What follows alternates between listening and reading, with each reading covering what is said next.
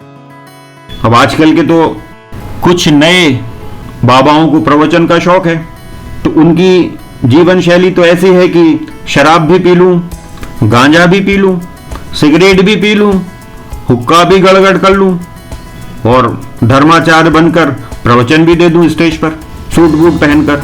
मित्रों नमस्कार, हमारा नाम है हर्ष तिवारी और आध्यात्मिक जगत के इस चैनल रामायण बाय हर्ष तिवारी में हम आप सभी का बहुत बहुत स्वागत करते हैं। मित्रों, आज की चर्चा का जो विषय हमने लिया है वो ये है कि आप लोग आजकल सुनते होंगे कि कुछ लोग बोलते हैं कि अरे राम तो काल्पनिक हैं और रामायण भी काल्पनिक है, दोनों काल्पनिक है। ऐसा अनेक बार आपने YouTube वीडियोस में सुना होगा।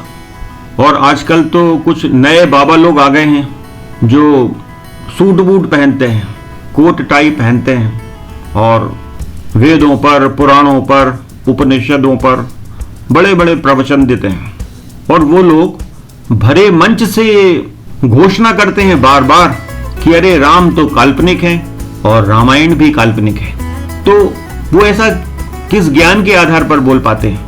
उनके पास ऐसी कौन सी विशेष सिद्धि है, ज्ञान है, जिसके आधार पर वो ये घोषणा कर पाए कि ना तो राम असली में हुए हैं, ना रामायण ही असली है। रामायण कोई ऐतिहासिक ग्रंथ नहीं है, रामायण तो एक धार्मिक ग्रंथ है, काल्पनिक ग्रंथ है। लोगों को शिक्षा देने के लिए इस ग्रंथ को लिखा गया है, बस ऐसा वो लोग कहते हैं। तो मित्रों, आप लोगों ने एक कहावत सुनी होगी, जैसा कि हमने थंबनेल में एक चित्र दिखाया है, तो उस चित्र को आप दिमाग में रखकर हमारी इस कहावत को सुने कि बड़ी प्रसिद्ध कहावत है ये कि बंदर क्या जाने अदरक का स्वाद। अब ये कहावत बड़ी सिंपल सी है और बार बार बोली जाती है, किसी अनाड़ी व्यक्ति के विषय में कही जाती है। लेकिन ऐसा क्यों कहा जाता है? क्योंकि बंदर जो होता है जमीन के ऊपर रहने वाला जीव है, पेड़ों पर रहता है, पेड़ों के पत्ते फल फूल खाता है और जमीन में से खोद कर कुछ वो नहीं खाता है। अब चूंकि अदरक जो है वो अदरक तो जमीन के अंदर होता है, उसको गहराई में खोद कर निकालना पड़ता है, तो ये ज्ञान बंदर को नहीं होता है। बंदर तो केवल ऊपर ऊपर जो दिख रहा है, जो फूल हैं, पत्ते हैं, फल हैं पेड़ में, उनको खाता है। या फिर कोई चीज गिर गई है पेड़ों से, पौधों से, तो उनको खा सकता है। लेकिन वो ना गाजर खा सकता है, ना मूली खा सकता है, और अदरक तो खा ही नहीं सकता क्योंकि उसको खोद कर निकालना पड़ता है। तो इसलिए ये कहावत बनी हुई है कि बंदर क्या जाने अदरक का स्वाद। अब इसको जरा आध्यात्मिकता में प्रयोग करके इस कहावत को देखा जाए कि हमने आध्यात्म के विषय में इस कहावत को क्यों प्रयोग किया। तो आप लोगों ने गीता का अध्ययन अवश्य किया होगा। तो गीता का प्रारंभ होता है संशय से, शोक से, दुख से, डिप्रेशन से, और उसका अंत जो होता है मुक्ति पर होता है। नष्टो मोहम स्मृतिर्लब्ध्वा से उसका अंत होता है। लेकिन बीच में अनेक संशय उत्पन्न होते हैं, उनके समाधान भी दिए जाते हैं। तो भगवान श्री कृष्ण अध्याय 6 और अध्याय 9, इन दोनों अध्यायों में ध्यान योग की चर्चा करते हैं। मेडिटेशन, उसमें ध्यान योग की चर्चा है और ध्यान की विधियों की चर्चा है। ध्यान के लिए जो आसन होना चाहिए, एक ध्यानी व्यक्ति का आचार व्यवहार कैसा होना चाहिए, इन सब विषयों की चर्चा है। लेकिन ये जो ध्यान का मार्ग है, इसमें निर्गुण निराकार परब्रह्म के विषय में अधिक जोर दिया गया है।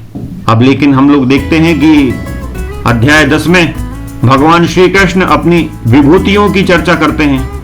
वो बोलते हैं कि मैं हिमालय हूँ, मैं मगर हूँ, मैं कपिल मुनि हूँ, मैं अर्जुन हूँ, मैं वृक्षों में अस्वस्थ हूँ, ये सब बोलते हैं वो। तो अर्जुन का संशय और बढ़ते चला जाता है कि अरे मैं जिस व्यक्ति को एक सामान्य मनुष्य समझता हूँ, अपना सखा समझता हूँ, अपना बड़ा भाई समझता हूँ, ये तो कह रहा है कि मैं सुमेरु हूँ, मैं हिमालय हूँ, मैं अश्वत्थ का वृक्ष हूँ, मैं कपिल मुनि हूँ, तो ये सब क्या है? मैं राम हूँ, रुद्रों में मैं शंकर हूँ, तो ये सब क्या हो रहा है? बड़ा कंफ्यूज हो जाता है। तो भगवान श्री कृष्ण समझ जाते हैं कि अर्जुन को अब थ्योरी की नहीं, प्रैक्टिकल की आवश्यकता है, रूप दिखाना होगा। तो फिर वो 11वें अध्याय में अपना विराट रूप दिखाते हैं अर्जुन को। उनके विराट रूप को देखकर अर्जुन भयभीत हो जाता है और फिर उनसे प्रार्थना करता है कि प्रभु मैं तो आपका वो चतुर्भुज रूप ही देखना चाहूँगा।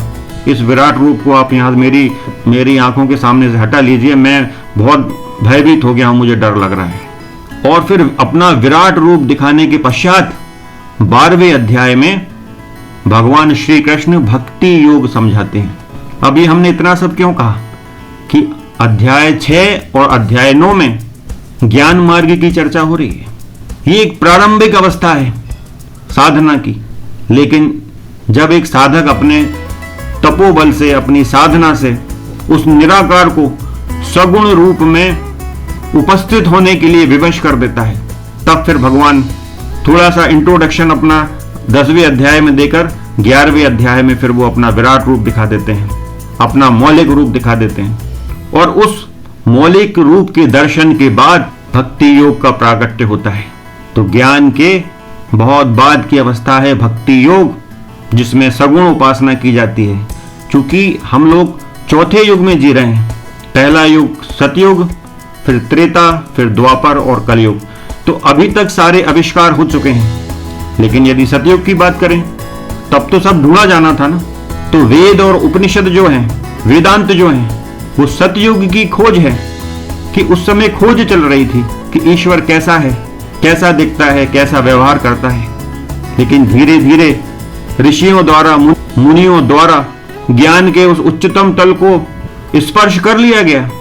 तब फिर वही निर्गुण निराकार ब्रह्म सगुण होकर आया। राम आए, कृष्ण आए, तो वो एकदम से नहीं आए, एकदम से अवतार नहीं लिया उन्होंने। पहले ऋषियों को, मुनियों को सगुण रूप की स्वीकारता के लिए उनको तैयार किया गया। पहले 6वां अध्याय, फिर 9वां, उसके बाद फिर विराट रूप का दर्शन, उसके बाद भक्ति योग।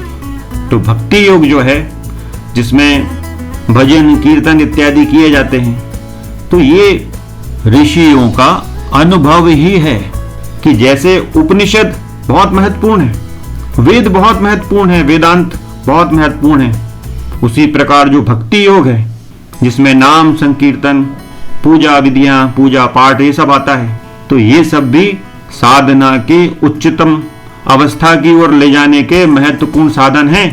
इन्हें क्रिटिसाइज नहीं किया जा सकता, क्योंकि राम को समझने के लिए साधना के निम्न तलों को पार करके बहुत आगे की यात्रा करना होगी।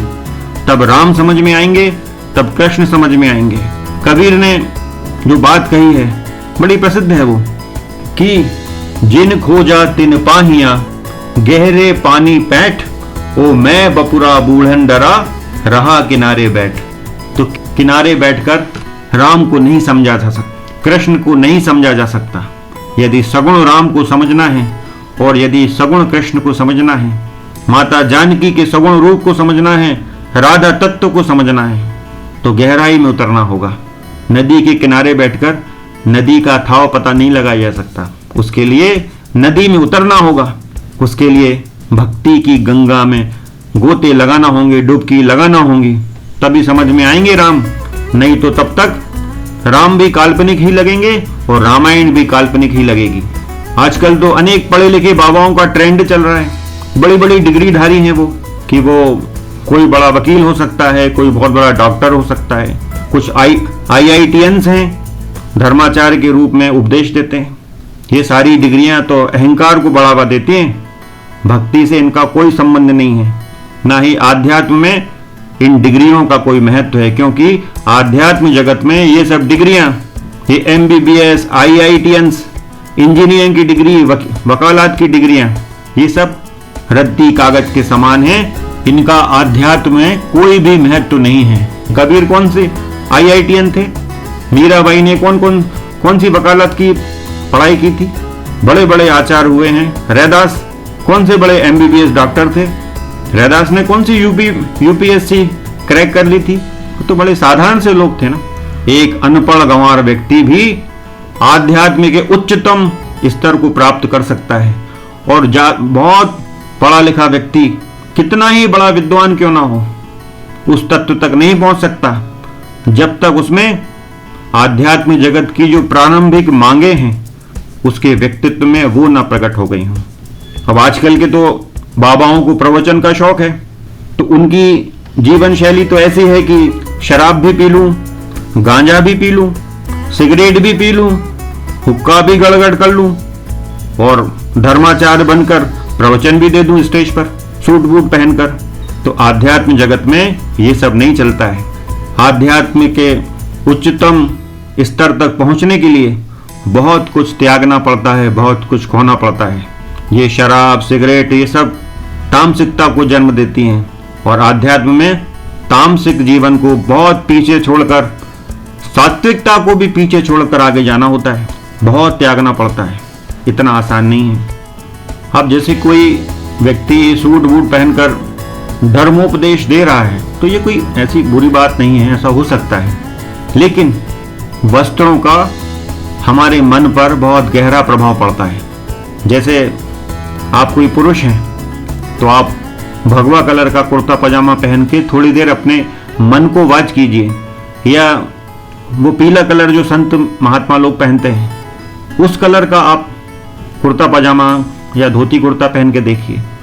आप सफ़ेद कलर का कुर्ता पजामा पहनकर देखिए, श्वेत वस्त्र पहनकर देखिए और अपने मन में उठ रहे विचारों को गहराई से देखिए। आपको अंतर महसूस होगा। यदि आप कोई स्त्री हैं, बालिका हैं, महिला हैं तो आप भगवा कलर की कोई भी साड़ी सूट इत्यादि पहनकर देखिए और अपने मन में उठ रहे विचारों को आप देखिए।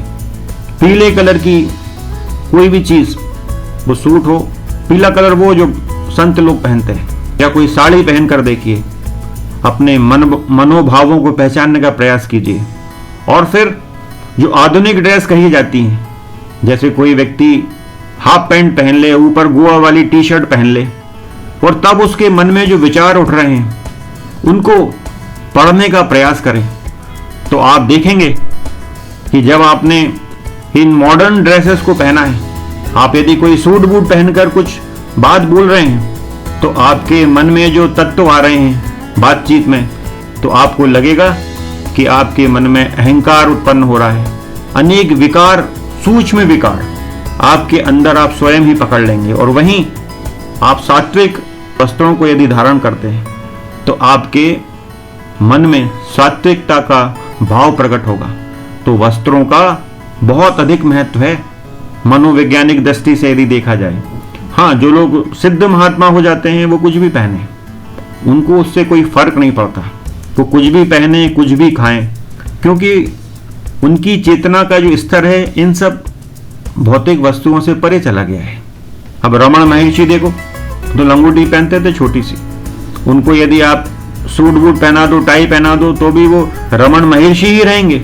अब स्वामी विवेकानंद, उन्होंने जब आधुनिक परिधान पहना शिकागो में तो भी उनका तेज सतयुग का ही तेज था, उसमें कोई गिरावट नहीं आई। लेकिन सामान्य लोगों के लिए वस्त्रों का बहुत अधिक महत्व है।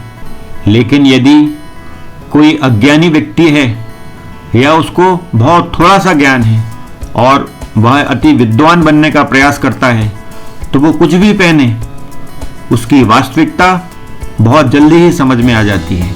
इसलिए हमने कहा कि बंदर क्या जाने अदरक का स्वाद, क्योंकि जो ऊपर ऊपर फल फूल पौधे दिख रहे हैं इनको नहीं तोड़ के खाना है। जो गहराई में अदरक रूपी आध्यात्मिक रस छिपा हुआ है उसको गहराई से निकाल कर खोद कर लाना है। और उसके लिए प्रारंभ तो ध्यान से ही होगा। आंखें बंद कर कर ही शुरुआत होगी और वही ध्यान जब फलित होगा, सिद्ध होगा, तो वही सगुण और निर्गुण के सारे भेद मिटा देगा। वो सच्चा ज्ञान स्वयं ही प्राप्त हो जाएगा। किसी किताब को पढ़ने से सच्चा ज्ञान नहीं मिल सकता, क्योंकि वो तो मनुष्य के भीतर है। जितना भी ज्ञान है वो मनुष्य के भीतर है, वो इस बाह्य जगत में नहीं प्राप्त किया जा सकता। अब कोई कहता है कि अरे वो बाबा जी तो IITN हैं, वो तो बड़े डॉक्टर रहे हैं, वो तो UPSC सिलेक्टेड हैं। तो भाई IIT करने जब कोई व्यक्ति जाता है तो IIT के कोर्स में क्या वेद पढ़ाए जाते हैं, उपनिषद पढ़ाए जाते हैं, गीता पढ़ाई जाती है। MBBS के कोर्स में क्या रामायण पढ़ाई जाती है, वेद पढ़ाए जाते हैं? नहीं पढ़ाए जाते ना। वहां तो सांसारिक विषय ही पढ़ाए जाते हैं और इस संसार को ही तो त्यागना है, क्योंकि ये सारी डिग्रियां, बड़ी बड़ी डिग्रियां देखने में लगती हैं ये अहंकार को बढ़ावा देती हैं, और अहंकार को तो सबसे पहले छोड़ना होगा, तभी तो यात्रा आगे बढ़ेगी। तो मित्रों, इस विषय पर आज इतना ही, फिर किसी अन्य विषय पर चर्चा होगी। लेकिन तब तक आप लोगों से यही निवेदन करेंगे, बार बार निवेदन करेंगे कि किसी की डिग्रियों से प्रभावित ना हो, क्योंकि सच्चा आध्यात्मिक ज्ञान इन डिग्रियों का मोहताज नहीं है। एक अनपढ़ गंवार देहाती व्यक्ति भी आध्यात्म के उच्चतम तलों पर पहुंच सकता है, क्योंकि रामकृष्ण परमहंस के पास भी कोई ऐसी IIT टाइप की डिग्री नहीं थी। क्या कोई वहां तक पहुंच सकता है इतनी आसानी से? तो मित्रों, जय सिया राम, जय जय श्री सीताराम। राम राम राम राम।